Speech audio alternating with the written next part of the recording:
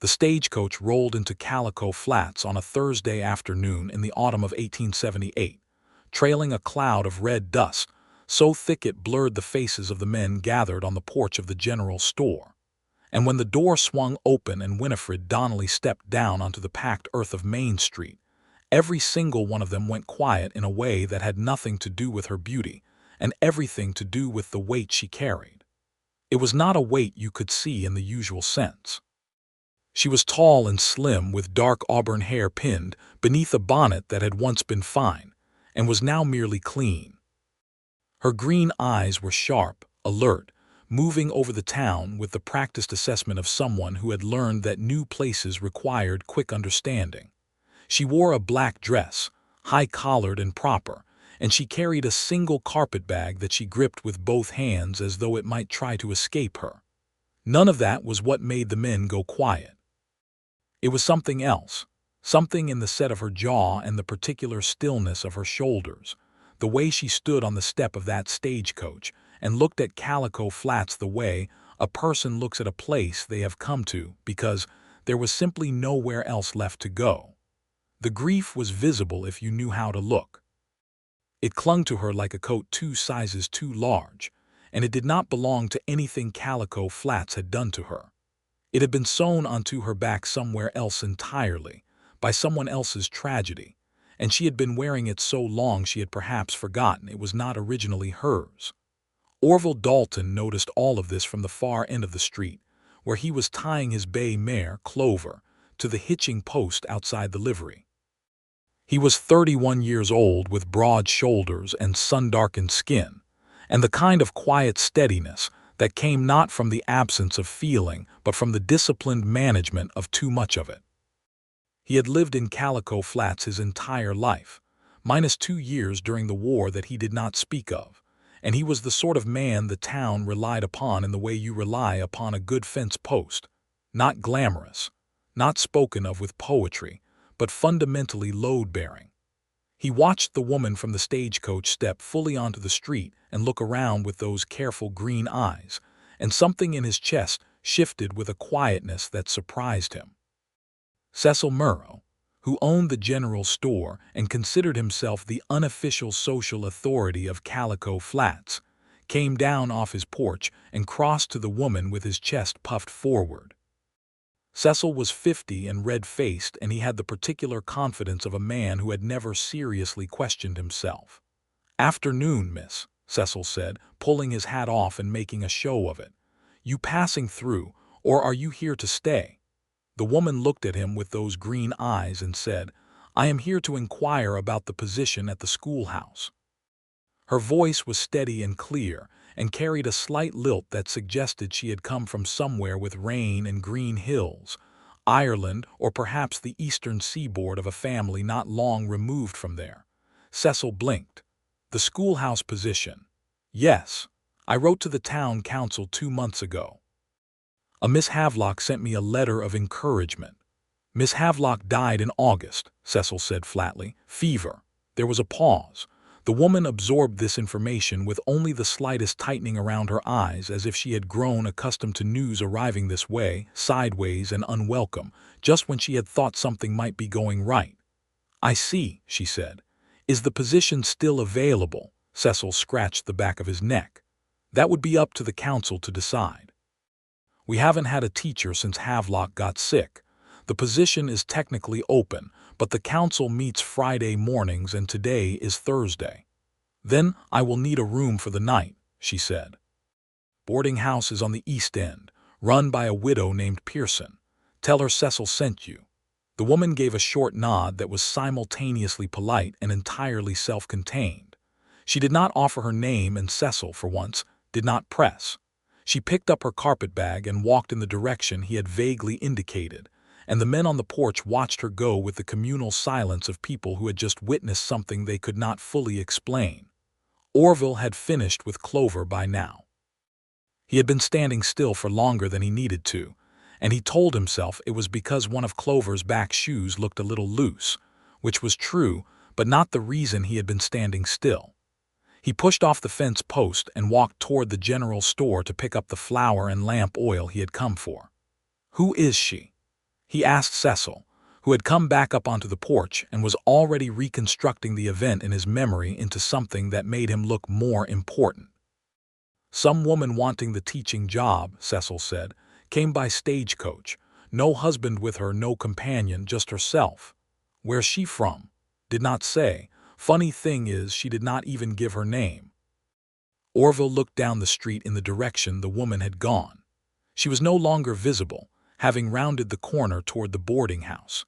He picked up his order from Cecil's store, loaded the supplies into the wagon, and drove back out toward his ranch 3 miles north of town, and he thought about the careful way she had absorbed the news of Miss Havelock's death, the way she had simply tucked it away like one more hard thing in a place already full of them.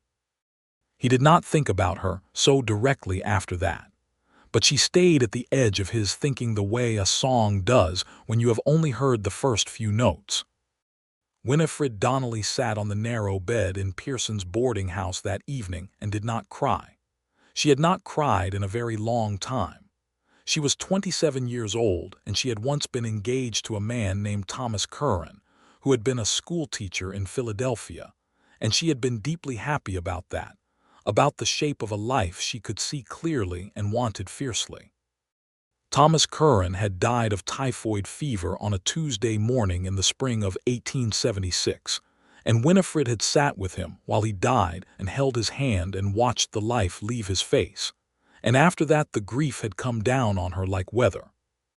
The part that was hard to explain was that Thomas's mother had not handled it well. Thomas's mother, a formidable woman named Agnes Curran, had collapsed into a kind of theatrical devastation that consumed everyone around her, and because Winifred had been steady, because Winifred had kept herself together, she had become the vessel into which Agnes poured all of the grief that Agnes could not hold herself. Winifred had spent a year and a half managing Agnes Curran's mourning, and somewhere in that year and a half, her own grief had gotten tangled up with the borrowed kind, and she no longer knew entirely which parts of what she carried belonged to her and which parts had been handed to her by someone else. She had left Philadelphia in the spring of 1878. She had applied for the teaching position because she had always been good with children, because Thomas had been a teacher and it felt like a thread back to something real, and because Calico Flats, New Mexico territory, was as far from Agnes Curran's parlor as she could reasonably get. Now she sat on the edge of the bed in Pearson's boarding house with the lamp lit and her carpetbag open on the chair, and she looked at the small framed photograph she had packed Thomas in his Sunday clothes, looking solemn and kind, and she set it face down on the nightstand with a gentleness that was also a kind of deliberate choice. Not forever, she told herself. Just for tonight. She was not sure she believed that, but she told herself anyway. The Calico Flats Town Council consisted of Cecil Murrow, a rancher named Howard Pratt who chewed tobacco constantly and said very little, a banker named Douglas Fitch who wore his watch chain as a statement of moral character, and a Mexican-born landowner named Ernesto Vega who had been in the territory since before it was a territory, and who had more practical wisdom than all the others combined. They met in the back room of the bank on Friday mornings. Winifred arrived 10 minutes early and sat in the chair she had been shown to and folded her hands in her lap. She had slept poorly and she looked it, but her posture was excellent and her voice, when she spoke, was clear and unhesitating. She gave her name, Winifred Donnelly. She told them she had studied at a women's seminary in Pennsylvania, that she had 2 years of experience teaching reading and arithmetic to children from ages 6 to 14 in Philadelphia, that she was willing to commit to the position for a full year with intent to continue if the arrangement proved satisfactory to both parties. Cecil asked her if she had a husband or was expecting one. No, she said, without elaboration. Douglas Fitch looked at her over his watch chain. Teaching is a demanding role for a woman alone. Are you certain you can manage I managed 23 students in Philadelphia without assistance, Winifred said. I expect I can manage whatever Calico Flats requires. Ernesto Vega smiled at that and covered it with his hand. Howard Pratt spat quietly into his cup. They voted. Cecil was lukewarm. Douglas was skeptical. Howard abstained because he always abstained from anything that required an opinion. Ernesto voted yes without hesitation and said it was about time the children of this town had someone competent standing in front of them. It was 2-1 with one abstention.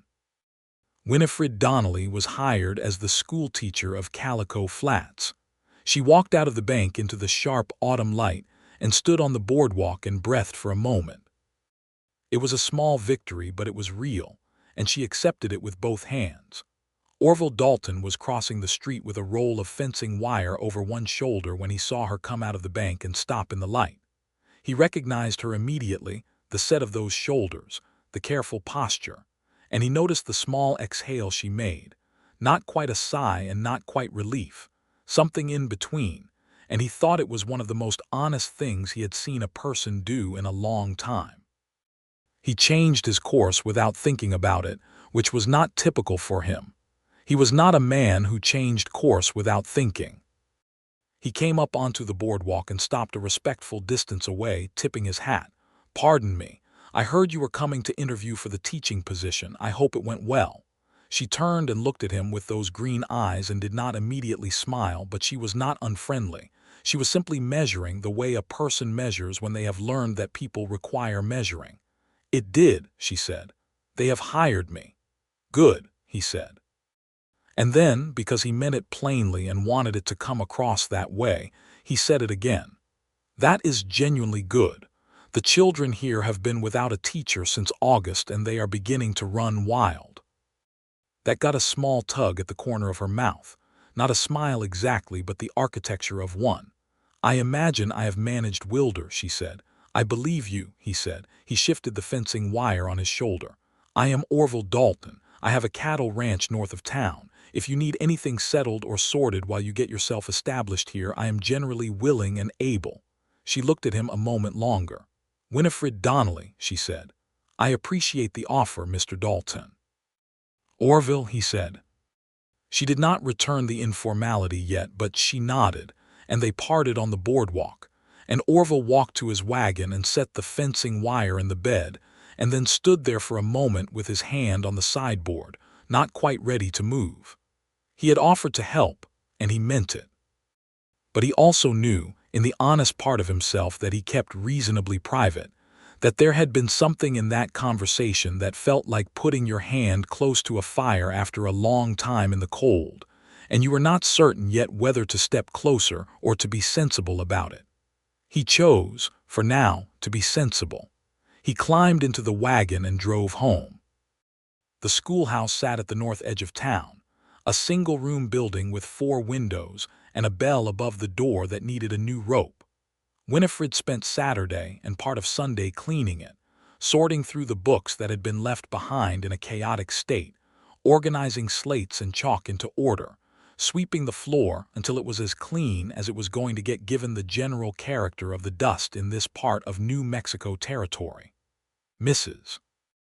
Pearson, who ran the boarding house and was a sympathetic woman of 60 with silver braids and an opinion about everything, brought her a pot of soup on Saturday evening and stayed to talk for an hour in the way of someone who enjoyed talking and had perhaps found less opportunity for it than she would like.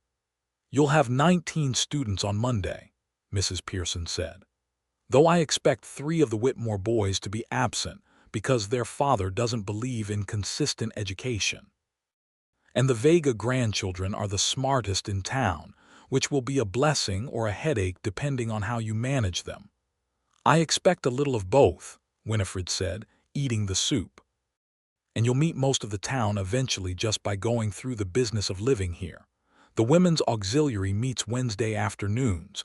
You need not come if you would rather not, but it would do you good to have some society." Winifred was quiet for a moment. She had not had much society in Philadelphia in the last 2 years. Agnes Curran's circle had been the only circle offered to her, and she had found it suffocating with grief that wore the clothes of social decorum. "I may come," she said. "We will see." Mrs. Pearson looked at her with the direct and kindly frankness of a woman who had seen a great deal of life. "You are carrying something heavy, dear. I can see it." This is a good town, mostly. It will not ask you about it unless you want it to." Winifred looked at the older woman and felt something twist inside her that she kept carefully contained. "Thank you," she said, and she meant it more than 2 words usually contained. Monday morning, Winifred stood at the front of the schoolhouse and greeted her students as they came in, and she fell into the work of teaching with the relief of a person who has been lost finding a familiar road. She was precise and warm and firm, and by the end of the first week, the children of Calico Flats had the distinct impression that they had someone genuinely invested in their education standing in front of them, which was a more powerful thing than most of them could have articulated, but all of them felt. Orville Dalton came by the schoolhouse on Wednesday afternoon of the first week, not inside but to the door, which he knocked on after the children had been dismissed. He was holding his hat, and he had clearly come directly from working, because there was dust on his boots and the knees of his trousers. "Miss Donnelly," he said when she opened the door, "I noticed the bell rope was frayed. I had some rope and a spare hour. Would you object to my fixing it?" She looked at him. "You came out of your way to fix a bell rope." "It is not far out of my way," he said, which was not strictly true, and she may have known it, but she stepped back from the door and said, "I would be grateful." He fixed the bell rope. It took about 20 minutes. She continued stacking papers at her desk while he worked, and they were in companionable silence for most of it, which Winifred noticed was neither awkward nor forced, simply comfortable in a way she had not expected from a man she had known less than a week. When he was done, he came to the door and put his hat back on. "Should ring well enough now," he said. "Thank you," she said. And then, because something in the afternoon light and the easy competence with which he had done a simple thing made her feel briefly generous, she said, "Would you like coffee? Mrs. Pearson made me take a whole pot this morning, and I have not touched half of it." His expression shifted into something warm and quietly pleased. "I would not say no to that." They sat in 2 of the children's chairs, which were somewhat too small for either of them, and made the whole situation slightly absurd and easier for it. And they drank coffee from tin mugs and talked. He told her about the cattle ranch, 300 acres, a small herd he was building up steadily, a foreman named Pete Gruber who was invaluable and knew it. She told him about the 23 children in Philadelphia and the particular chaos of that particular school in a way that was honestly funny, and he laughed at the right moments with genuine amusement rather than social performance. He did not ask about a husband or a past. She did not offer information about either. But there was a warmth between them that evening in the 2 small chairs with the cooling coffee that had the character of something real beginning. He left when the light was going golden and thin. She walked to the door and watched him mount his bay mare with the ease of long practice, and he looked back once and nodded, and she raised her hand, and he rode north toward his ranch. She stood in the doorway of the schoolhouse for a moment after he was gone and noticed that the particular weight on her shoulders felt, just slightly, less crushing than it had for a very long time. She told herself not to make too much of that. The weeks of October turned into the weeks of November, and Winifred Donnelly put down the first cautious roots of a life in Calico Flats. She went to the women's auxiliary on a Wednesday and found it tolerable and occasionally genuinely pleasant, particularly the company of Elena Vega, Ernesto Vega's daughter-in-law, who was sharp-minded and funny, and had opinions about politics that she expressed with cheerful precision. She learned the names of all 19 of her students and their particular characters, and where they sat on the particular spectrum of willing learners to determined resistors. She learned which days the supply wagon came through, and that Cecil Murrow's general store ran out of decent coffee by the 3rd week of every month, and that you had to plan accordingly. And she saw Orville Dalton every week, sometimes twice, in the natural course of being in a small town, and occasionally deliberately when one of them manufactured a reasonable excuse. He brought her firewood for the schoolhouse stove in the 2nd week of November when the mornings went cold. She gave him one of the books she had brought from Philadelphia, a collection of poetry by Walt Whitman that she had not looked at since Thomas died, and when she handed it to him she said, "Someone gave that to me and I have not been ready to read it. Perhaps you will have better luck." And there was something in that sentence that said more than the sentence itself said, and he received it with the careful gravity it deserved. He read it. She knew he did because he returned it 2 weeks later and said, "There is a poem in there called Song of the Open Road that I read twice." And she took the book back and found the page with the faint crease at the corner where he had marked it, and she stood in the doorway of the schoolhouse and read it, and something that had been very tightly wound in her chest loosened just a little. She had dinner with the Vega family in the second week of November, and Ernesto Vega, who had a benevolent habit of understanding more than people told him, asked her what had brought her to Calico Flats, and she gave him the abbreviated version, the teaching job, the desire for something new, and he nodded slowly and said, "Sometimes we come to places not knowing what we need and the place shows us." She did not know what to do with that exactly, so she stored it away to consider later. Orville was at the Vega dinner too, because the Vegas had a large and generous table, and a habit of including people they thought needed including, and he and Winifred sat not next to each other but across a corner of the table, close enough that she was always just on the edge of aware of him, and she noticed he ate with the focused appreciation of a man who did his own cooking and was grateful for variety. And she noticed he was easy and kind with the Vega grandchildren, who kept appearing and disappearing from the dinner table in the fluid way of children who know they are loved and feel no reason to be invisible. She noticed a great many things about Orville Dalton, and she told herself each time that she was simply observing, which was what she did, which was what a careful person did. She told herself the warmth she felt when he laughed at something she said was nothing more than the ordinary pleasure of being found funny. She told herself the way her attention moved to him in a room was simply the way attention moves toward familiar things in unfamiliar places. She was very good at telling herself things.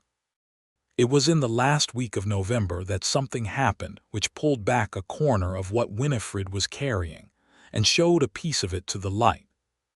She was walking back from the schoolhouse on a Tuesday evening, later than usual, because 2 of her students had stayed for extra help with reading, and she came around the corner of the livery and nearly walked directly into a man she did not know who was drunk and moving erratically along the boardwalk.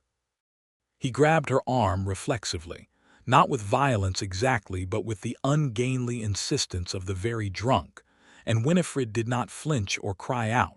She simply went very still, the stillness of a person who has learned to make herself small in the presence of unpredictable forces. Orville came around from the other direction. He had just come from the livery with Clover, having ridden into town for supplies. He saw the situation in a single glance and said, in a voice that was entirely calm and entirely firm, "Let her go, Ray," and the drunk man, who was evidently named Ray and evidently knew Orville, let her go immediately and stumbled back and then stumbled off in the other direction with no further incident. Orville looked at Winifred. She had not moved. She was still doing the stillness. "Are you all right?" he asked.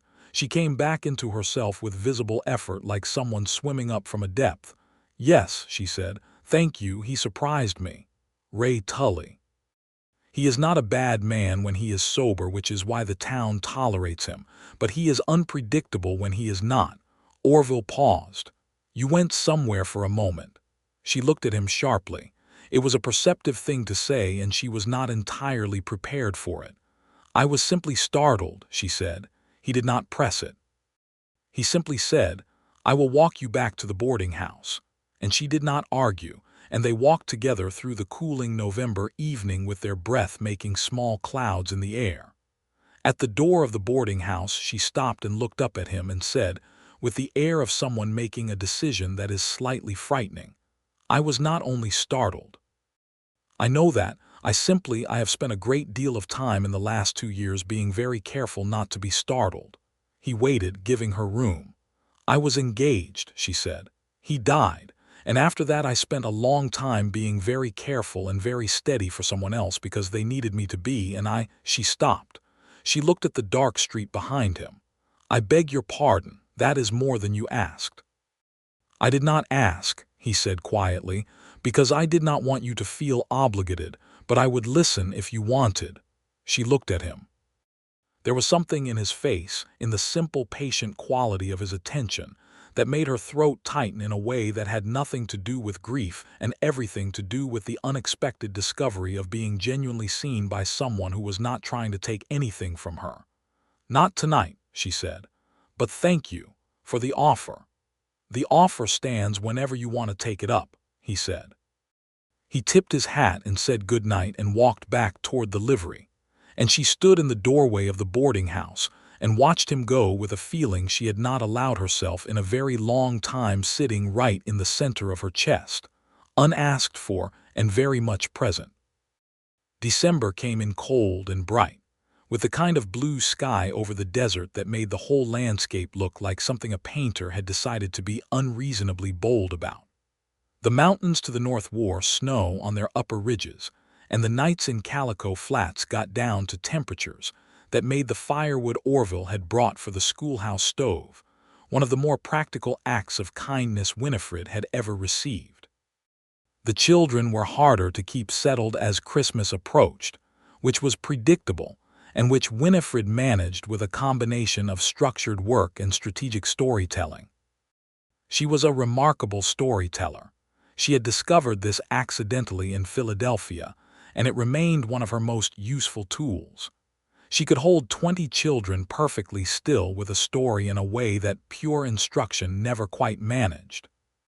Elena Vega, who had become something of a friend in the way that two intelligent women in a small town sometimes become friends, quickly and out of shared necessity as much as genuine affinity, which then grows into genuine affinity, told Winifred over coffee one Wednesday that Orville Dalton was widely considered the most eligible bachelor in Calico Flats, and possibly in the 3 surrounding counties, and that several women had tried their luck and found him politely impervious.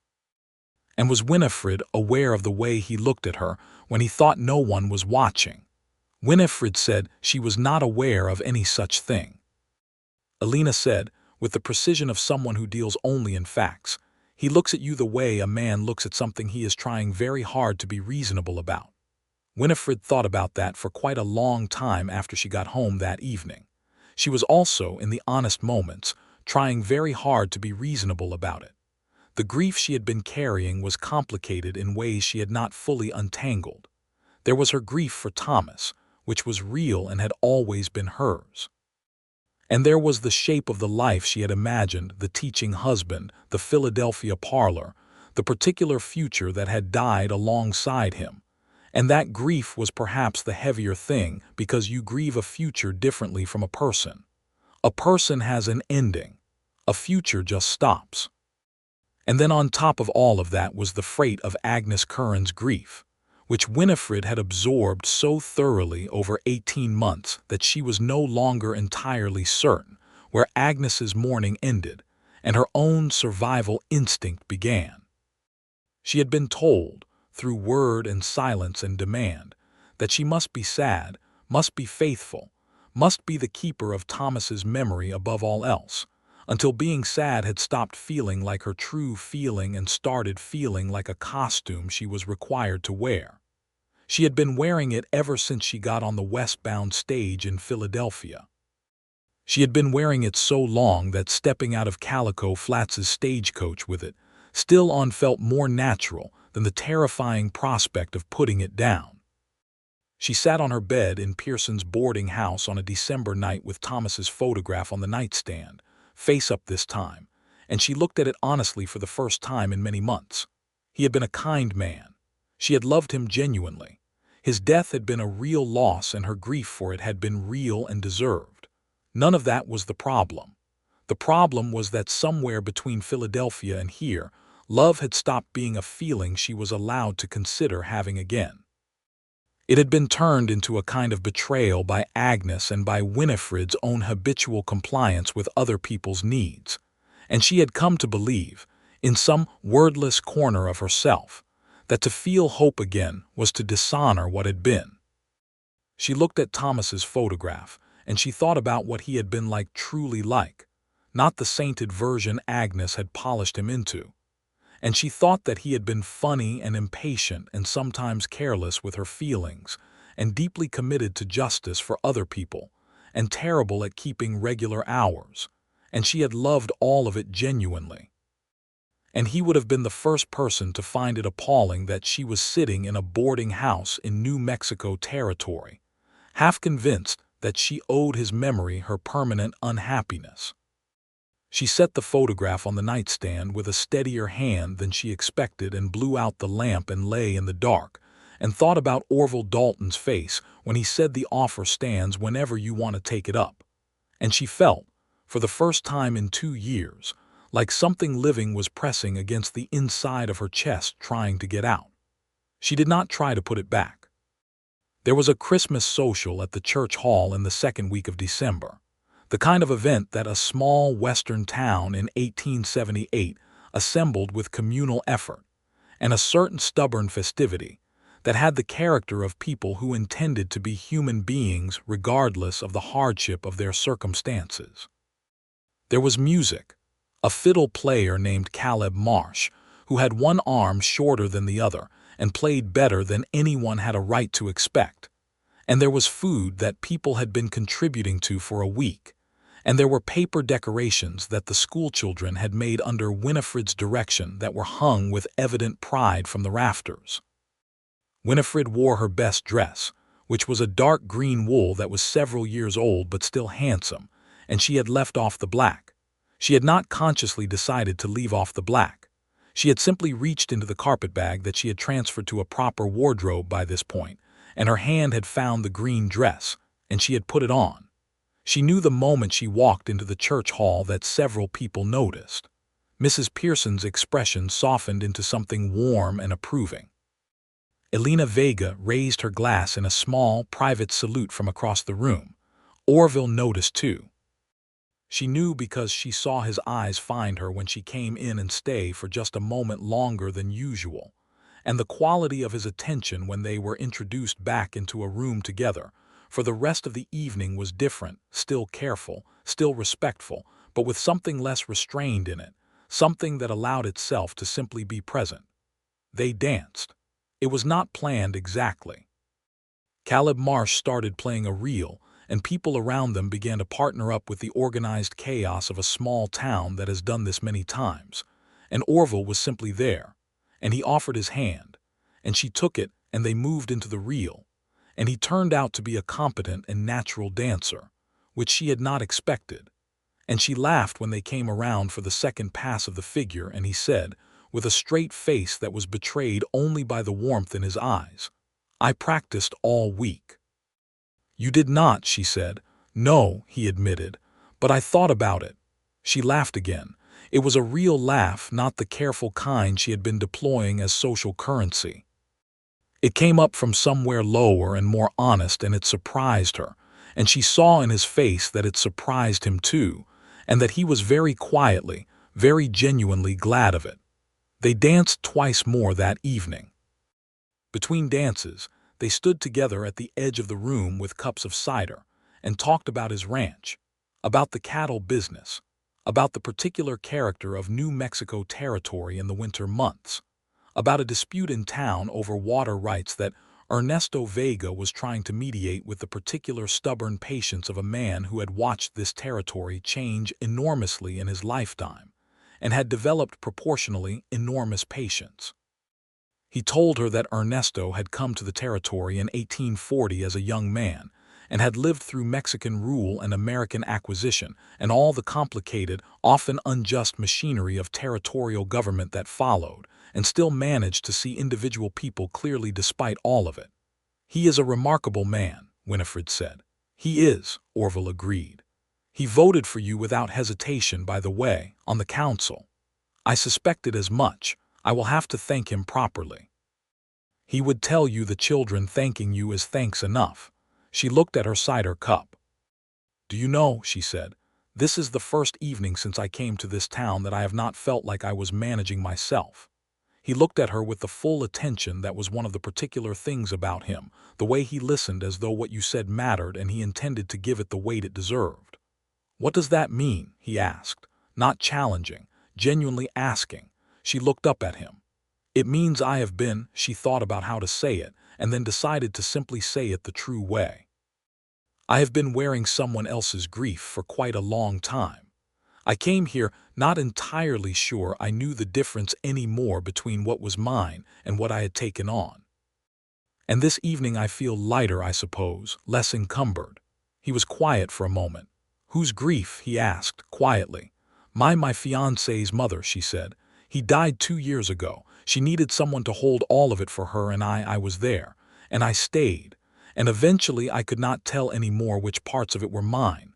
He nodded slowly. He did not fill the silence with reassurance or with easy sentiment. He let her words stand in their full weight for a moment, and then he said, gently, "Is that why you came here?" "Partly," she said. "Partly I came because I needed to be a teacher and this was the position available, but partly yes. I needed to go somewhere where I was not already the woman who held Thomas Curran's memory on his mother's behalf, where I could just be Winifred Donnelly and figure out what that actually means." The fiddle started up again somewhere across the room. He looked at her and said, "And what does it mean so far?" She looked back at him, and something in her chest did the thing it had been doing with increasing frequency, the pressing outward feeling of something alive that wanted room. "I am still working on that," she said, "but I think it means more than I had let myself imagine." He held out his hand for the next dance. She took it. January was hard in the way that January tends to be hard in the high desert, cold and bright and relentless, with a wind that came off the mountains with a conviction that felt personal. The cattle ranch north of town required constant tending in January, and Orville was out in it every day before dawn and often past dark, but he still made it to town twice a week with the dependability of a man who had decided that certain things were worth making time for. He always had a reason. There was always a genuine task, supplies, business at the bank, discussion of the water rights matter with Ernesto. But Winifred began to understand that the genuine tasks were arranged around a central purpose that neither of them had named yet. And she found herself looking for the sound of Clover's hooves on the frozen road on Tuesdays and Fridays, with a clarity of feeling that she had decided to stop arguing with. He helped her mend the schoolhouse fence when one of the posts split in a cold snap. She fed him lunch after nothing elaborate, bread and salt pork, and the last of a jar of preserves that Mrs. Pearson had given her, and they sat at her desk and ate with the ease of people who had developed a comfortable rhythm with each other. And he told her about the cattle operation in more detail than he had before, what he was trying to build, what he hoped it would be in 5 years. And she listened with genuine attention and asked questions that showed she had understood what he said. And he looked at her once in the middle of it with an expression that was so unguarded and warm that she felt it in her hands. She told him more about Philadelphia in January, not everything, but pieces of it, offered carefully, and he received each piece with the steady care that was his particular character. She told him about the seminary and the particular joy she had taken in learning. She told him about Thomas, the real Thomas, not the saint version, and she found to her surprise that talking about him as a real and flawed and beloved person, rather than a sacred memory to be protected, felt more honest than anything she had done with his memory in 2 years. She told him Thomas had once fallen asleep during a concert and she had had to elbow him twice and they had laughed about it walking home. Orville smiled at that. "That sounds like a man," he said. "He was," she said. "A good one, and I grieved him truly." She paused. "But I think I have been grieving something else for longer, the idea that I had to stop being a person who could." She stopped. "A person who could want things," he offered. She looked at him. "Yes," she said, "that." He reached across the desk and covered her hand with his. Not an advance, not a claim, just a warm and human contact that said, "I am here and I see you." and she turned her hand over beneath his and held it back and did not say anything because there was not anything to say that would not be less than the moment. They sat like that for a few minutes in the January cold of the schoolhouse, with the stove going and the winter light coming sideways through the windows. And it was one of the quietest and most significant things that had happened to Winifred Donnelly in a very long time.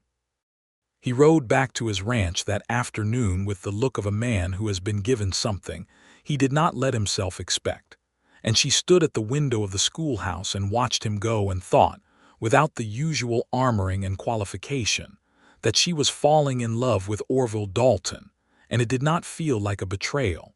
It felt like coming back to herself. February brought its own drama to Calico Flats in the form of the water rights dispute finally boiling over. The matter involved a rancher named Barton Cade, who had bought land upstream of 3 smaller operations, including Orville's ranch, and had begun diverting the creek in a way that cut the downstream water significantly. This was not an uncommon problem in the territory in 1878. And it was one that tended to make men angry in the particular way that threats to livelihood make men angry, completely, and without much room for careful thought. Barton Cade was not a villain in the simple sense. He was a man who had bought land legally, and was using it in ways that the law in the territory was still figuring out how to regulate. And he believed in the sincerity of his own rights, with the kind of uncomplicated conviction that does not leave much space for the rights of others. He had 2 hands who made it their business to be physically intimidating, which was an additional complication.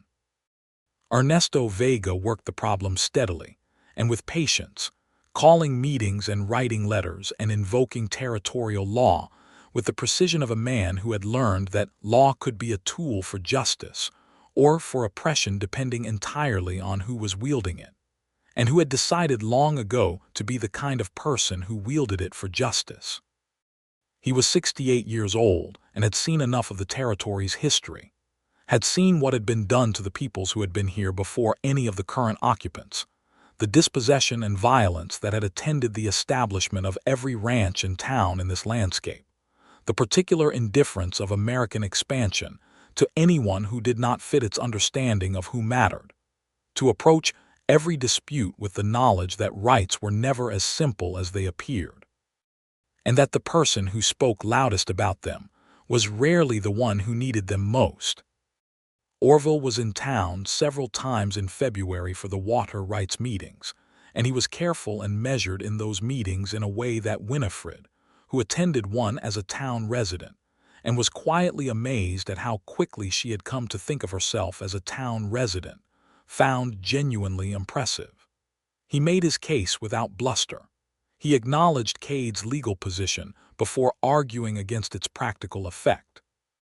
He deferred to Ernesto's expertise when Ernesto offered it, and he thanked him for it publicly, which cost him nothing and cost other men in the room considerably more than they were willing to pay. The water rights dispute was resolved in early March by a territorial court decision that required Cade to maintain a minimum flow downstream, while allowing him his upstream usage above that level. It was a compromise that satisfied no one entirely, and was therefore probably approximately just, and Ernesto looked at the outcome with the resigned satisfaction of someone who had learned that most good outcomes come wrapped in imperfection. Orville came to the schoolhouse the afternoon the decision came through, walking in just as Winifred was dismissing her students for the day. He waited on the step while the children filtered out, most of them greeting him by name with the casual familiarity of children who have registered that a person is important to their teacher, and when they were gone, he came inside and sat in one of the 2 small chairs and rubbed the back of his neck. "Decision came through," he said. "I heard. Ernesto told Alina and Alina told me. It is not a complete resolution, but it will hold for now." He was quiet a moment. "I was thinking this evening, after the meeting, about how different this territory looks depending on where you are standing. Ernesto said something today about the Mescalero Apache who used to use that creek land who were moved off it 30 years ago, And he said it quietly, and he did not dwell on it, but it sat in my head, that comment. Winifred sat across from him. It should sit in everyone's head, she said. Yes, he agreed. I think that is why he said it. He knows that the only antidote to forgetting is to not let people forget. He looked at her with that direct and honest attention. You are good for this town, Winifred. He had been using her first name for several weeks, and she had started using his. And neither of them had made note of the transition, because it had simply been the next natural step in a progression that was moving forward with the steady and unstoppable quality of something whose direction has been set and which intends to follow it. She felt warmth move through her at the way he said it, not at the compliment exactly, but at the certainty in it, the way he said it as a fact that he had considered and was confident in. I am glad to be here, she said, and she meant it with a wholeness that would have been difficult to explain to the woman who had gotten off the stagecoach in October with her carpetbag and her borrowed grief. He stayed that afternoon longer than usual. They talked about his plans for the ranch in the spring, a new fence line, a section of pasture he was going to cultivate, a second water trough he was going to build now that the creek situation was settled enough to plan around. She told him about a story she had been telling the children, a long serial narrative she had been building week by week about a woman explorer who went to the jungle and befriended a jaguar, which had the children so absorbed that 3 of the previously reluctant students were now coming early on Fridays specifically to hear the next installment. He laughed at that, the full laugh that she had come to specifically enjoy, the one that came from the chest and was entirely unself-conscious. You could write that down, he said. I have been, she said, surprising herself slightly. Not every night, but some nights. Good, he said. And then, with the simplicity that was one of his best qualities, I would very much like to read it someday if you would let me. Perhaps when it is finished, she said. I can be patient, he said, and looked at her with something in his eyes that made clear they were talking about more than the story. She looked back at him steadily and thought, with a clarity that was new and felt true, that she did not want him to have to be patient much longer. Not because she was in any hurry to rush past something she was only beginning to feel fully, but because she was done letting old grief eat the present. She was done wearing a coat that had never been made for her. Orville, she said. He waited. I think you should take me to dinner, she said, properly, not coffee in the schoolhouse or the Vega table or the church social, properly. His expression did the thing she had been watching it do for months, the careful management giving way to something genuine and warm and fully present. I can do that, he said. Saturday, she said. Mrs. Pearson told me the hotel on the West End does a proper dinner on Saturdays. She is correct. They do. Saturday, then. He stood up from the too-small chair and put his hat on with the particular unhurried ease of a man whose heart was doing something considerably less unhurried, but who was managing it with considerable dignity, and he said, Saturday. I will call for you at 7. She watched him go, and then she did something she had not done in 2 years. She sat down at her desk and held her own face in her hands and simply let herself feel it, the anticipation, the warmth, the genuine, unguarded hopefulness of a person who has decided to believe in something again. She sat like that for several minutes, and it was neither grief nor its absence. It was just Winifred Donnelly, in full possession of herself, feeling something true. She took the photograph of Thomas off the nightstand that evening and wrapped it carefully in a square of cloth and placed it at the bottom of the carpetbag that she now kept in the wardrobe. Not because she had stopped honoring his memory, not because she had decided to be finished grieving him, but because she understood now that grief, real grief, the kind that is honestly yours, does not require you to wear it constantly in public as proof of its existence. It lives inside you and you carry it, but you are not required to let it be the first thing anyone sees when they look at you. She thought about what Mrs. Pearson had said in October. You are carrying something heavy, dear. And she thought about how that was true and how some of it was hers to carry and some of it had been put on her back by someone else's need. And she thought that perhaps part of healing was learning to tell the difference between the two, to carry what was yours with honesty and to gently, firmly, set down what was never yours to begin with.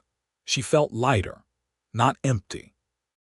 Lighter in the way of someone who has finally taken off a coat they had been wearing in the wrong season and discovered that the air was actually the right temperature without it.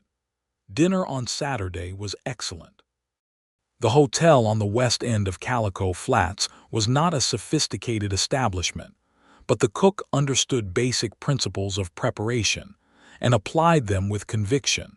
And the roast was good, and the bread was fresh, and the apple pie at the end was considerably better than anything Winifred had tasted in months. They sat across a table from each other with a candle between them, and she wore the green dress again, and he wore a clean shirt that suggested he had given this particular attention. And they talked and ate and laughed, and it had the quality, the whole evening, of being exactly what it was without any need to be managed or performed. He told her about his childhood in Calico Flats. His father had built the ranch from almost nothing. His mother had died when he was 14 of a lung sickness, and his father had grieved her badly and drunk too much for a while, and then stopped slowly, and become the man he had probably always been beneath the surface, and Orville had helped him build the ranch into something real. His father had died 4 years ago of a heart that simply wore out, content and still working, which Orville said with a quiet pride that made her eyes sting pleasantly. He had been running the ranch alone since then. "You never thought to sell it and go somewhere else?" she asked. "I thought about it," he said, "right after my father died." The whole place felt very empty for a while. He paused. "But it is mine. And I do not mean that in the ownership sense exactly. I mean it feels like part of me, the land and the work. I know every fence line and every water source and every difficult bit of terrain. It is home in a way that goes past choosing." She understood that. She thought about Philadelphia and how it had once felt like home in that particular way, and then Thomas had died and Agnes had filled it with a different kind of weight, and going home to that house had started to feel like walking into someone else's story that she was required to play a supporting role in. "I do not know if I have that yet," she said. "A place that feels like mine in that way, but I think Calico Flats may be working on becoming one." He looked at her across the candle. "I am glad to hear that," he said, quietly, directly, with the full weight of the words and everything they contained. She held his gaze and said, equally directly, "I think you are part of why." The candle guttered slightly in a draft from the door and then steadied. Outside, Calico Flats was going about its Saturday evening business. Inside the hotel dining room, two people who had been slowly and carefully and genuinely finding each other sat across a small table and stopped being careful quite so much. He walked her back to the boarding house after dinner, as he always did, and they stopped on the step in the March night, which was still cold but had the first intimation of spring somewhere in it, the faint suggestion that the world was not always going to be this cold and this hard. She turned to face him, and he was looking at her with that unguarded expression that she had come to understand meant he was allowing himself to simply be present rather than managed, and she put her hand on his chest and said, "Thank you for dinner." "Thank you for asking me," he said. And then, because she had decided to stop waiting for the right moment and start understanding that this was it, she rose up on her toes and kissed him, and he kissed her back with the kind of honest feeling that had clearly been patiently waiting for a very long time to have this particular outlet. And it was warm and real, and nothing like grief and everything like beginning. They stood on the step of the boarding house in the March night for considerably longer than was strictly proper, and she was very happy about it, and she could feel from the way he held her that he was too. Spring arrived in Calico Flats with the theatrical enthusiasm of a season that understands it has an audience. The desert bloomed in ways that always caught people who did not know it by surprise. The scrub and the dry earth that looked as though nothing could possibly grow there producing sudden explosions of color. The prickly pear with its yellow and pink flowers. The wild verbena spreading purple across the ground. The cottonwoods along the creek feathering out into bright new green. Winifred walked to the schoolhouse every morning through this and felt, consistently, as though the world was being unreasonably generous. She taught her students, and she wrote her story about the woman explorer and the jaguar, and she attended the women's auxiliary, and she had dinner with the Vegas on the second Sunday of every month, and she had Orville Dalton for every Tuesday and Friday with increasing additional days that were not so much arranged as simply made themselves available. He took her to the ranch in April for the first time. She rode his bay mare Clover, which was a calm and cooperative animal who seemed to understand that her passenger was not an experienced rider and adjusted accordingly, and Orville rode a younger gelding he was training. They went out in the late morning and he showed her the whole property, the boundaries of it, the creek with the water running a proper flow now that the dispute was resolved, the pasture where the cattle moved in the particular way of cattle, which is to say with no apparent urgency about anything, the fence lines that went out toward the mountains. He showed her the house too. It was a good solid house that his father had built, and that he had added to and improved over the years, with a wide porch facing south, and 2 rooms that had become 4 with careful additions, and a kitchen that was functional and clean and showed evidence of a man who cooked for himself with practical efficiency rather than any particular enthusiasm. There was a garden plot beside the south fence that had not been planted this year. He gestured at it somewhat apologetically and said he always meant to do something with it and never quite got around to it. She looked at the garden plot and said, "I could plant that if you would let me." He looked at her with an expression that contained several things layered on top of each other. "You are welcome to anything on this property," he said, and there was so much in that sentence that she felt it move through her like water through dry ground. She planted the garden in late April on a Saturday, on her knees in the dirt with her sleeves rolled up and her hair coming loose from its pins, planting beans and squash and tomatoes from seeds she had bought at Cecil's General Store, and Orville came out mid-morning with coffee and sat on the porch steps and watched her work with an expression so nakedly fond that she caught it once when she looked up and felt a warmth in her face that had nothing to do with the spring sun.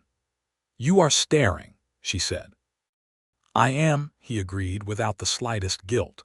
She pressed a tomato seedling into the earth and said, without looking up, "Orville, what are we doing?" "What do you mean?" She sat back on her heels and looked at him. "I mean, what is this? What are we? I am not asking for anything dramatic. I simply want to be honest about what is happening." He set down his coffee cup and came off the steps and crouched down in the dirt beside her, which was not a dignified position, and he did it without self-consciousness. "What do you think is happening?" he asked. "I think I am in love with you," she said. Flatly and honestly, the way she said things when she had decided there was no value in the alternative. "And I think, from all available evidence, you may feel something similar, and I think we have both been careful and sensible about it for a very long time, and I am finding sensible less appealing by the week." He looked at her for a moment with an expression she had not quite seen before, something past the warm restraint, something that was simply fully present and had no management left in it at all. "I love you," he said. "That is plainly true, and I have known it for some time. I have been trying to move at a pace that did not feel like it was taking advantage of the fact that you were working something out. I have worked it out," she said, "or enough of it. I will probably be working parts of it out for the rest of my life, but I am done letting that be a reason not to live." He reached over and tucked a strand of hair back from her face, and his hand rested against her cheek for a moment, and she leaned into it with the ease of someone who has found something that fits. "Then I would like to marry you," he said, "if you would have me. Not immediately if you need more time, but I want that to be said clearly so you know where I stand." She looked at him, kneeling in the dirt of his ranch with the spring sun coming down warm and the bean seedlings in the earth beside her, and the mountains in the distance wearing the last of their winter snow. And she thought about the woman who had gotten off the stagecoach in October wearing a grief that was not entirely her own. And she thought about how far she had come from that step down onto the packed earth of Main Street, and she said, "I would have you." "Not immediately. I want the town to see us properly first, and I want to be sure it is my choice and not a habit of letting other people's timelines carry me. But yes, that is where this is going." He smiled at her then, the full unheld smile that she had been collecting like something precious since November, and he kissed her once, there in the dirt of the garden, and then he picked up her coffee cup and handed it to her and said, "Finish your planting. I'll start on lunch." She laughed and turned back to her tomato seedlings and thought she had not been this happy in years, maybe since before Thomas died. Maybe a different kind of happy altogether. The kind that comes not from the relief of having found safety, but from the knowledge that you are exactly where you chose to be. Summer came in earnest and brought with it the full schedule of a frontier town's warm season cattle drives and supply runs, and the particular social life of people who had been somewhat confined by winter, and were now taking advantage of the freedom of longer days. Winifred continued teaching through June, and then had the summer months with the school on rest, which she used partly to write the story of the woman explorer and the jaguar, which had expanded considerably from her original conception, and partly to spend more time at the ranch, which she had begun to think of in the possessive tense with a naturalness that pleased her. She and Orville were understood by the town to be engaged by June, though no formal announcement had been made, simply because in a town the size of Calico Flats the concept of privacy is largely theoretical, and the people who paid attention, which was most of them, had understood the trajectory since approximately March. Mrs. Pearson beamed every time Winifred came home from the ranch.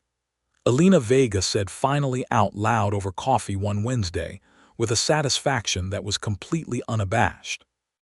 Even Cecil Murrow offered his congratulations in a way that suggested he was recalibrating his earlier mild skepticism about whether a woman alone could manage the teaching position. Ernesto Vega, who was the person Winifred had come to feel most gratitude toward for his early support, took Orville aside one evening in June and said something that Orville relayed to her later that evening on the porch of the ranch as the sun went down behind the mountains. He said, Orville told her, that a person who has carried a weight that was not theirs for a long time often does not know how strong they actually are because they have been spending all their strength on the wrong thing. He said he thought you were the kind of strong that builds rather than the kind that endures. He said that was the rarer kind. Winifred sat with that for a moment. The porch was facing south, and the last light was orange, and the air smelled of dust and sage, and the particular clean smell of the high desert in summer evening. And she had a glass of lemonade. Mrs. Pearson had given her a bag of lemons from the supply wagon, a luxury for this part of the world, and Orville was beside her in the other porch chair with his long legs stretched out, and his hat off, and his face relaxed in the way it was when he was entirely comfortable, which he was more and more frequently, and she thought Ernesto Vega was a man of extraordinary perception. "Tell him thank you," she said. "Tell him it matters." "I will." She leaned over and rested her head against his shoulder, and they sat in the fading light until the stars began, and then she told him she had decided on a date for the wedding and it was September. He turned his head and looked down at her. "September. The third Saturday. The town will be settled from the summer drives by then, and the school will have just started, and I will have a reason to celebrate the start of a new term." "You have it all planned out," he said, with warmth and not a trace of anything other than genuine affection for the way she thought about things. "I have had a great deal of quiet time this summer to think," she said. He kissed the top of her head. "September 3rd, he said. "That is settled then." The wedding of Winifred Donnelly and Orville Dalton took place on the third Saturday of September 1879, at the Calico Flats church, which was small and plain, and full to the edges with every person in the town and several from the surrounding ranches who had heard about it, and decided they would like to be there, for reasons they may not have been able to fully articulate, but which had to do with the fact that a love story that people can recognize as genuine and hard one tends to feel like something worth witnessing. Winifred wore a dress that Elena Vega had helped her make over the summer, cream-colored with a blue sash. Not a wedding gown in the elaborate sense because she was practical, and because such a gown would have required sending away for it, and she did not want to wait. But it was beautiful in its own way, thoughtful and well-made, and the blue of the sash was the exact color of the New Mexico sky in morning, which she had come to think of as one of the finest colors available. She walked into the church on Ernesto Vega's arm, because she had no family here, and he had offered with such natural dignity that she had accepted without feeling the absence of her own family as acutely as she might have.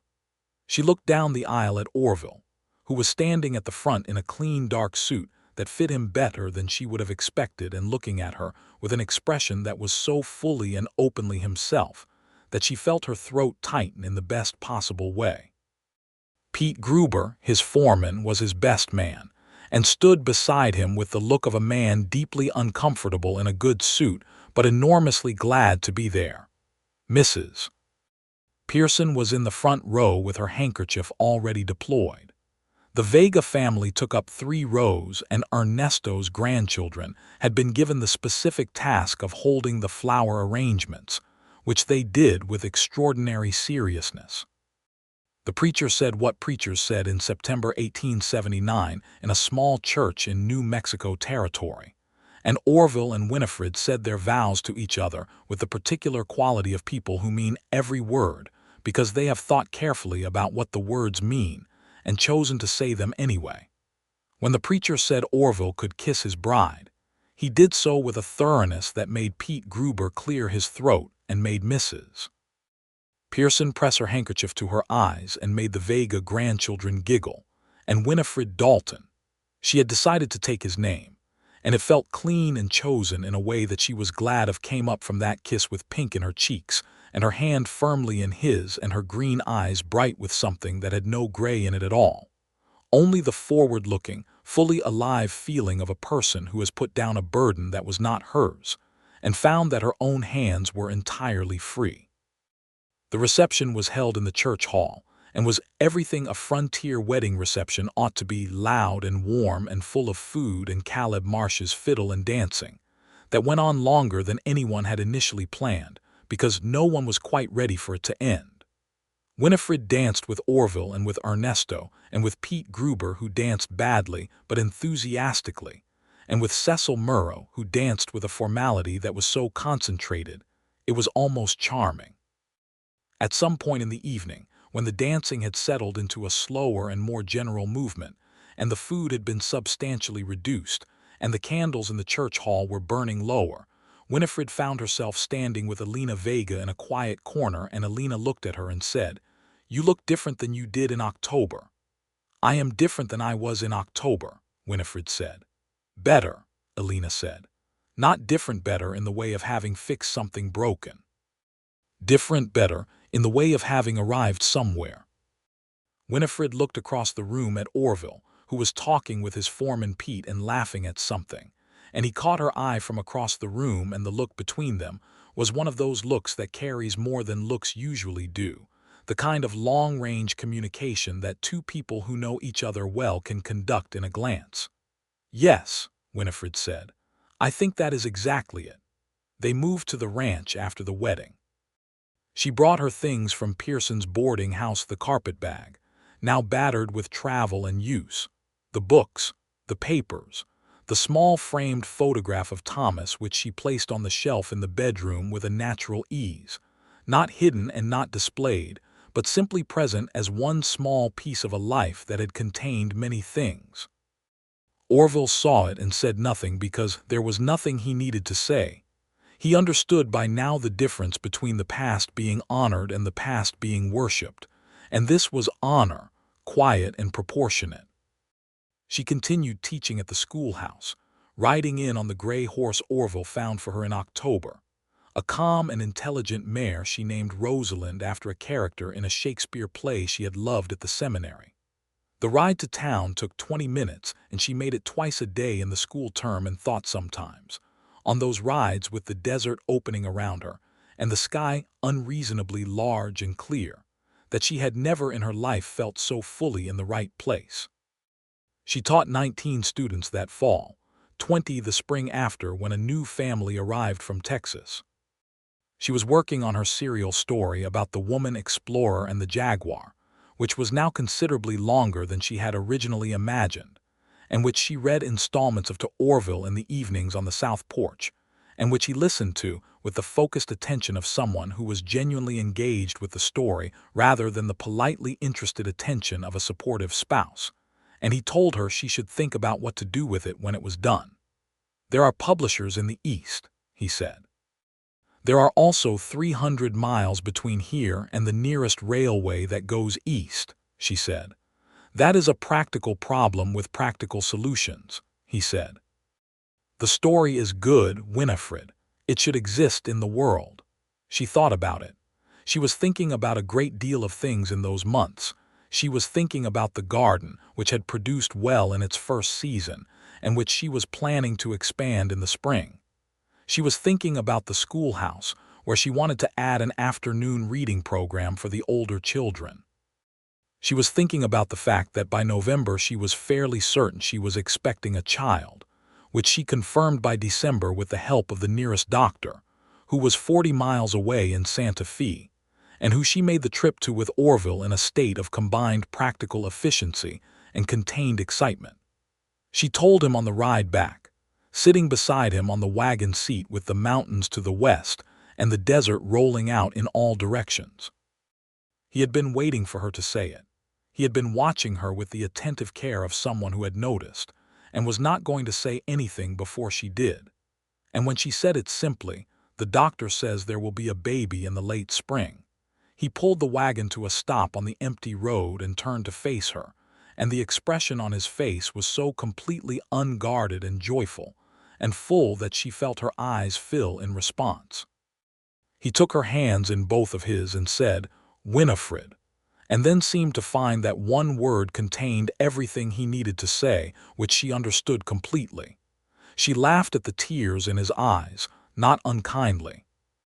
"You are going to be very sentimental about this," she said. "Enormously," he agreed without apology.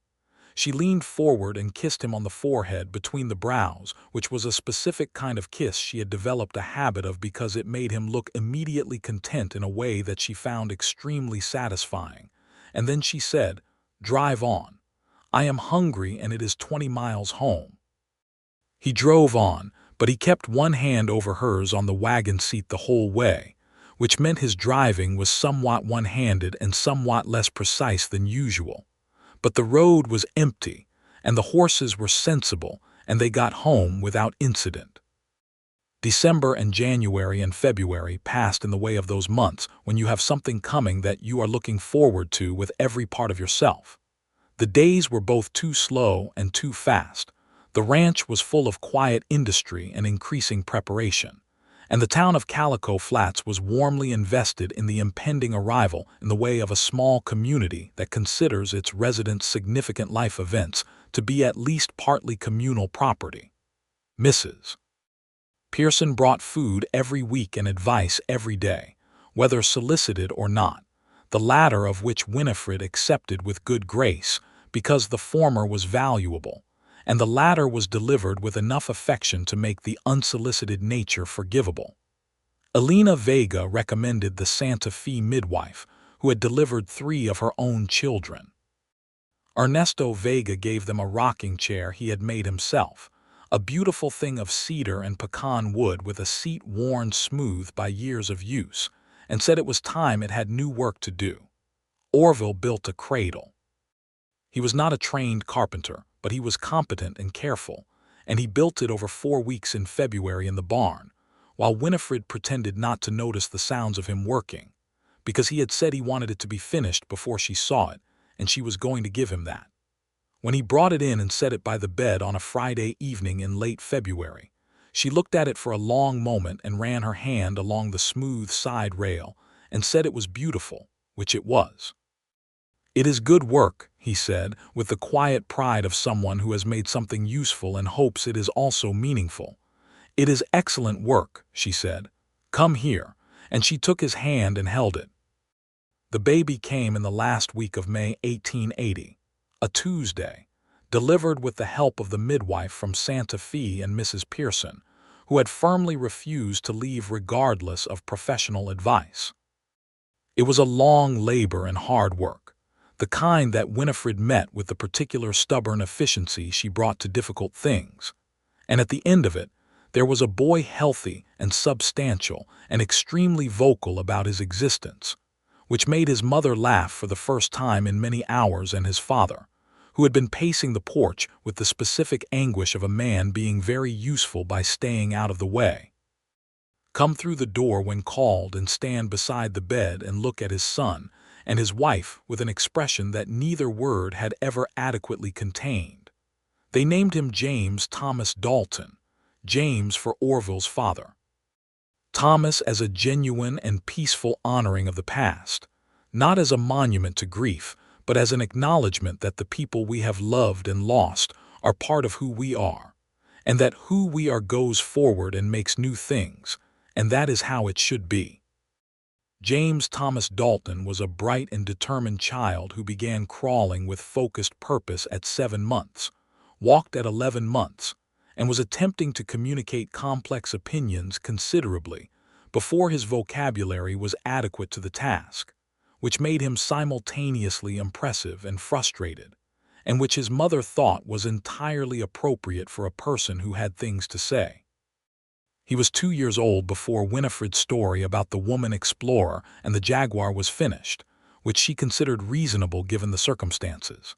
She had written it in stages, in the early mornings before James woke, and in the evenings on the porch after he slept, and Orville had read every word of it twice by the time she considered it done. He said it was the best thing he had read since Song of the Open Road. She told him that was a very high bar, and she was not certain it was accurate. He said he was certain enough for both of them. She sent it east to a publisher in New York with a covering letter that she wrote and rewrote 4 times, and then sent before she could rewrite it a 5th time. She did not expect much. She expected the kind of polite rejection that was the typical fate of such manuscripts.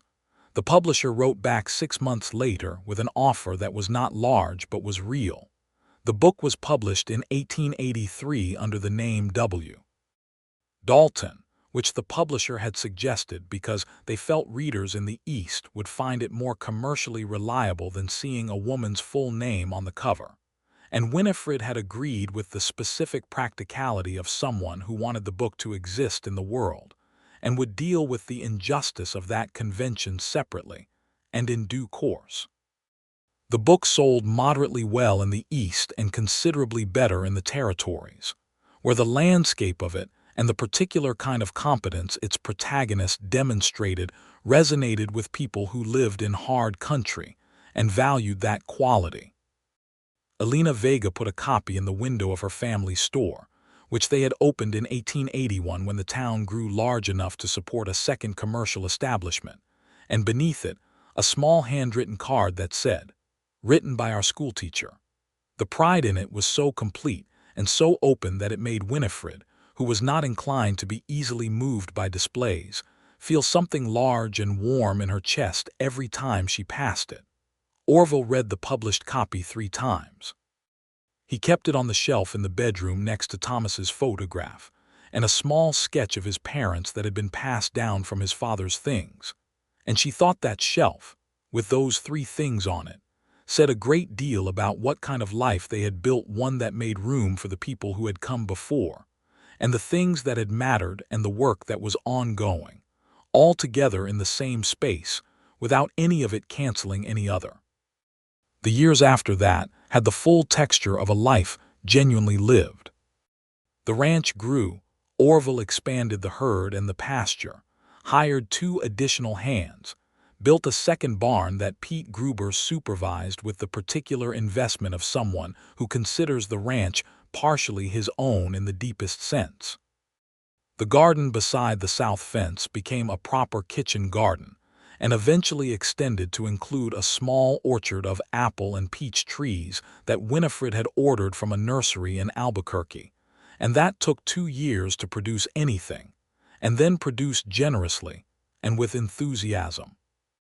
In 1882, a daughter arrived, born in the same room as James, with the same midwife, considerably faster, and with a calm that her parents both noticed immediately and remarked upon, because James had been categorical in his opinions from the first moment. And this child looked around the room on her first evening, with a quiet and unhurried assessment that suggested she was gathering information before committing to a position. They named her Clara Ernestine, the second name for Ernesto Vega, who had died quietly in his chair in the spring of 1882 at the age of 72, surrounded by his family, having spent that final year in a state of contentment that those who knew him recognized as the contentment of a man who had done most of what he intended to do and was at peace with the accounting. He had left the Vega family land to his son and daughter-in-law and his grandchildren, all properly documented and witnessed, and he had left a letter to Winifred that she received through Alina and read alone at the kitchen table on a morning in April when James was at the neighbor's place and Clara was sleeping and the ranch was quiet. The letter said, "You came to this town carrying weight that was not yours. You set it down. That is braver than most people manage. You built something real here with your teaching and your writing and your love.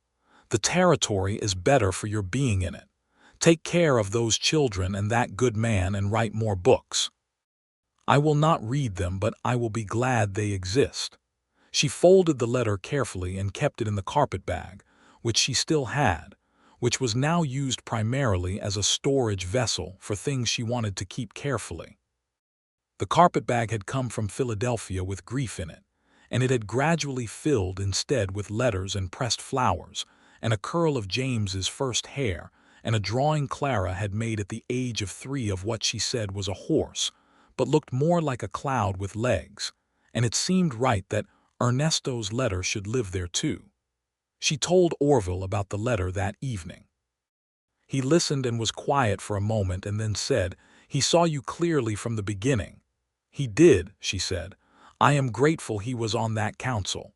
2-1, Orville said, with the small smile that meant he was thinking about something with affection. 2-1, she agreed. James started school the autumn he turned 6, and his mother was his teacher, which was an arrangement that had the potential for difficulty, but in practice worked because Winifred Dalton was professionally rigorous and personally fair, and James Dalton was smart enough to know that any attempt to leverage the relationship would be met with a response calibrated to educate rather than accommodate. He was a good student, focused and quick, and she was proud of him in the way that she was proud of all her students when she saw them genuinely learn something, a kind of full-body satisfaction that was one of the best feelings her work offered. Clara started school 4 years after James and was, as Winifred had suspected from that first evening of quiet assessment, the kind of student who does not demonstrate what they know unless they are quite certain it is worth demonstrating, and then demonstrates it with a precision that is mildly alarming. Winifred enjoyed teaching her enormously, and found it one of the more interesting challenges of her professional life to stay consistently ahead of her daughter's assessment of the lesson's worth. By 1885, Calico Flats had grown in the way of towns that survive their early years and begin to accumulate the accretions of established settlement. A new church, a proper medical office with a resident doctor who came from Albuquerque, a second school building for the older students that Winifred had advocated for with the town council for 3 years, and finally achieved with the particular stubborn persistence she applied to things she believed in. She was appointed to run both school buildings, which meant she needed a second teacher, and she wrote letters east until she found one, a young woman named Ruth Holloway, 23 years old, who arrived on the stagecoach in September 1885 with bright eyes and a determined expression, and whom Winifred met on the step of the stagecoach with the particular warmth of someone who remembers what it is to arrive somewhere new and uncertain. She showed Ruth the town and the schoolhouse, and the boarding house Mrs. Pearson had died in 1884 of a stroke peacefully, and the boarding house was now run by her niece, a capable woman named Grace, who had taken it over without missing a step. And she told her what she needed to know about the council and the families and the students, and Ruth took it in with the quick attention of someone who intends to do this work well, and Winifred thought that this was going to be fine. It was fine. Ruth Holloway was an excellent teacher, and within 2 years had become a genuine asset to the school and to the town, and she fell in love with a young rancher named Davis Cole, in a way that Winifred watched with private and completely unironic delight, and she offered her support in the form of both practical advice and the kind of friendship that passes between two women who understand each other's particular relationship to the work they have chosen. Orville, watching Winifred with Ruth one afternoon from across the street, said to Pete Gruber, who happened to be standing next to him, "She does for other people what Ernesto Vega did for her." Pete, who was not a sentimental man but had a clear eye, said, "Yep," and that was the complete analysis. In the summer of 1887, Winifred wrote a second book.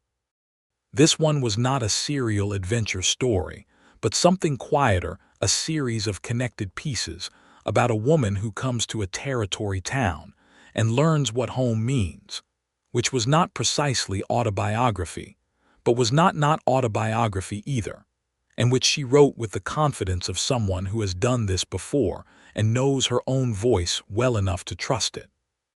This one she sent east under her full name, Winifred Dalton, because by 1887 the publishing landscape had shifted just enough that the publisher said they thought her name would carry the book rather than hinder it. She thought that was probably less true than the publisher believed, but she appreciated the principle and took the arrangement. It sold better than the first.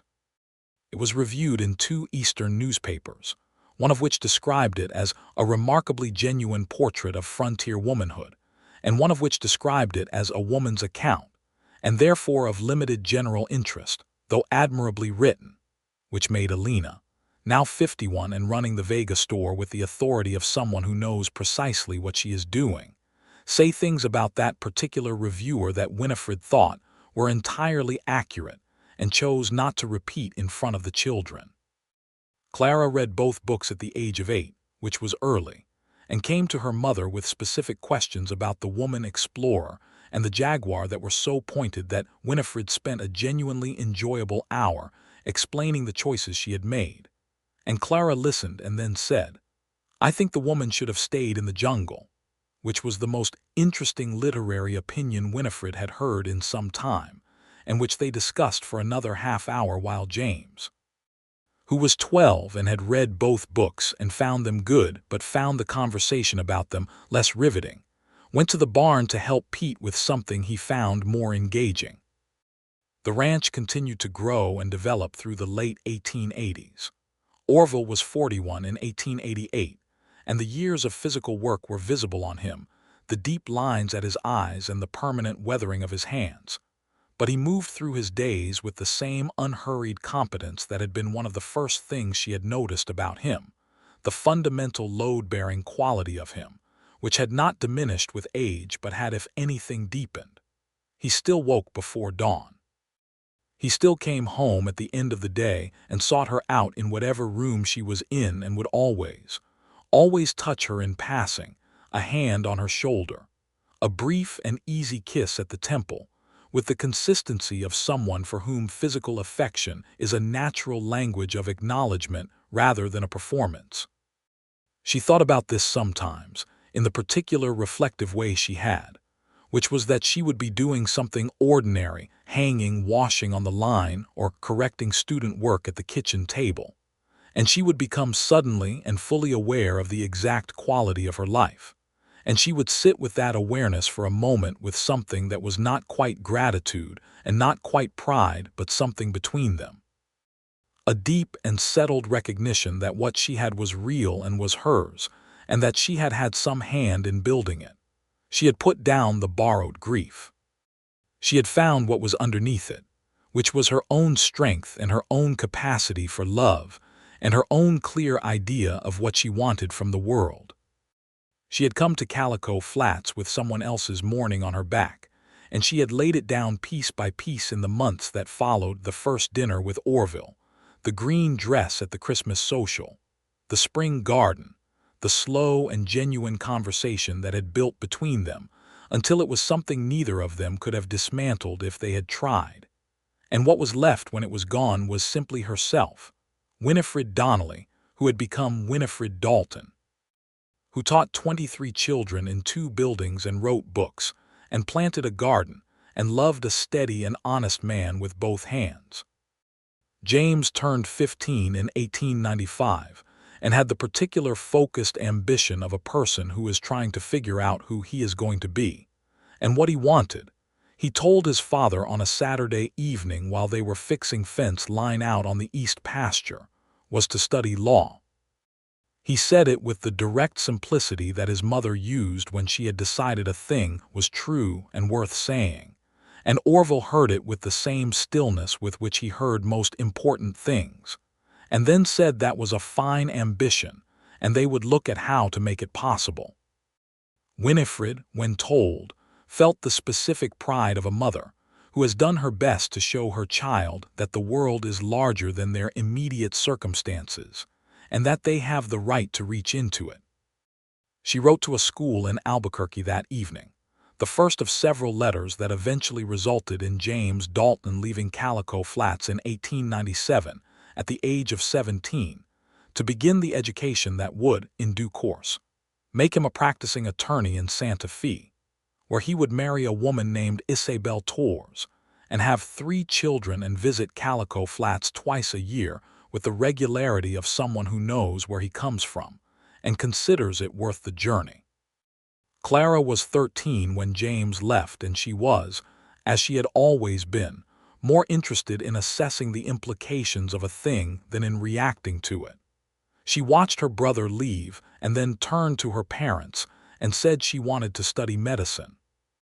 She said it with the same calm precision with which she had told her mother at 8 that the woman explorer should have stayed in the jungle, which was to say with the absolute certainty of someone who has already thought it through, and is now simply informing you of the conclusion.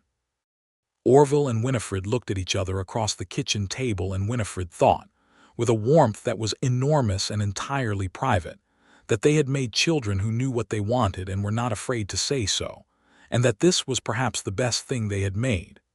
"We will look at how to make it possible," Orville said, exactly as he had said to James, and Clara nodded as if this were the obvious response to a completely reasonable request, which she felt it was. She was right about all of it. Clara Dalton eventually trained as a nurse, the medical education available to women in 1890's New Mexico territory being considerably more limited than her ambitions required. But she applied to it the same focused precision she applied to everything and became, in her late 20s, one of the most competent medical practitioners in the region. Working alongside the doctor in Calico Flats for 3 years, and then establishing herself in a larger town to the north, where the need was greater. She would marry in her early 30s, a doctor named Franklin Marsh, who had come west from Philadelphia, of all the places, and who looked at Clara Dalton the way her father had looked at her mother, with that quiet and entirely genuine attentiveness that was its own form of declaration. Winifred wrote 3 more books. Not all of them were published, but 4 total reached the world in various forms, and she considered this a reasonable accounting of her available hours, given everything else she was also doing. The books found readers in unlikely places. She received a letter once from a woman in Georgia who said the second book had been handed to her by a friend and had, in her words, given her permission to stop performing a grief she had been performing for 3 years, and that she did not know if Miss Dalton understood what she had done, but she was grateful. Winifred sat with that letter for a long time. She wrote back carefully, because she understood what the woman was describing in the exact intimate way of someone who has lived it. And she said, among other things, that the permission to put down what is not yours is not given by a book or a letter, but is already inside you, waiting for the moment when you are ready to reach for it, and that the reaching is the brave part, and that she was glad the woman had reached. The years moved forward with the particular velocity of a life well occupied. The garden beside the south fence at the ranch expanded, and then contracted as the children grew up and left, and then expanded again when James brought Isabel and the grandchildren to visit, and Winifred found that her inclination to grow things responded to the presence of small people who found things like the size of a zucchini genuinely astonishing.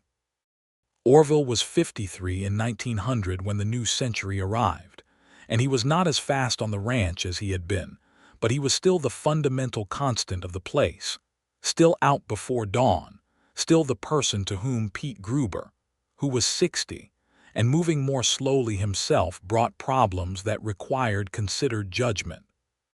Pete's son, a young man named Eli who had grown up knowing the ranch the way you know a place where you spend most of your childhood, was taking over more of the daily operation, and Orville oversaw this transition with the patience and confidence he brought to everything, knowing that what you build is only as good as what continues after you. Winifred was 51. She had retired from classroom teaching in 1898, when Ruth Holloway Davis Ruth had married Davis Cole exactly as Winifred had expected, and the two of them had 3 children and a property 6 miles from the ranch, had become fully capable of managing both buildings without Winifred's daily presence. Winifred remained on the school board and was a persistent and occasionally inconvenient presence at town council meetings on matters of educational policy, and the current council, entirely different people from Cecil and Douglas and Howard, all of whom had died or moved on, had learned to take her seriously in the particular, resigned way of people who have understood that someone is usually right. She wrote when she could. She gardened. She rode Rosalind's daughter, a gray mare named Sage who had inherited her mother's good sense, along the ranch roads in the early mornings in the same contemplative spirit that Orville worked the fence lines, not for utility, but because moving through this landscape with its unreasonable sky and its mile-long views had become one of the fundamental things she needed to feel fully herself. She was 54 and Orville was 56 on the spring morning when he found her in the garden at 6 in the morning, already on her knees in the dirt with her sleeves rolled up, and he came out with 2 cups of coffee and crouched down beside her in almost exactly the way he had 20 years before and said, "You are exactly the same as you were in that garden 20 years ago." She looked up at him with dirt on her hands and the morning sun coming sideways and the coffee steaming between them, and she said, "I am entirely different." "In all the important ways," he said, "you are exactly the same." She thought about that. She thought about the woman who had stepped off the stagecoach in October 1878 with the carpetbag and the borrowed grief, the careful stillness of her, the way she had looked at Calico Flats like someone with no expectations left to protect. And she thought about who she was now, in this garden on this spring morning, on this land that was unmistakably and completely hers. This woman who had written books and raised children and taught generations of small people how to read and reason, who had loved one man with her whole clear heart and been loved back in the same undefended way, who had put down what did not belong to her and found beneath it everything she actually needed. She looked at her husband, gray at the temples now and lined by the years but still entirely and recognizably himself, and she thought that Ernesto Vega had been right. She had built something here. Not only the obvious things, the marriage and the children and the books and the teaching, but something internal and ongoing, the particular courage of being fully present in your own life rather than in the performance of someone else's idea of who you should be. She took one of the coffee cups from him and then took his free hand and held it, with the dirt from the garden transferring itself to his fingers, and he closed his hand around hers and they sat in the spring morning together, with the beans beginning to come up in the garden bed, and the apple trees showing blossom and the cattle moving in the pasture and the mountains to the north wearing the last of the year's snow. And it was so comprehensively and entirely right that it required no commentary whatsoever. She had arrived in Calico Flats, wearing someone else's grief like a coat. He had gently, with patience and honesty, and without ever demanding anything she was not ready to give, asked her to take it off. She had taken it off, and what was underneath it was herself whole, capable, genuinely alive, and that self had reached out and taken hold of this life and this man and this place with both hands, and she had never once wished to be anywhere else. The morning light moved across the garden and across the ranch, and across the town 3 miles south, where the school bell was about to ring, and Winifred Dalton sat in the dirt with her husband's hand in hers and her coffee in the other hand and thought, simply and completely, that she was happy. Not the careful managed survival she had arrived with, not the performed version of any feeling, simply, fully, undeniably of her own authentic construction happy. That was enough. It was more than enough. It was everything.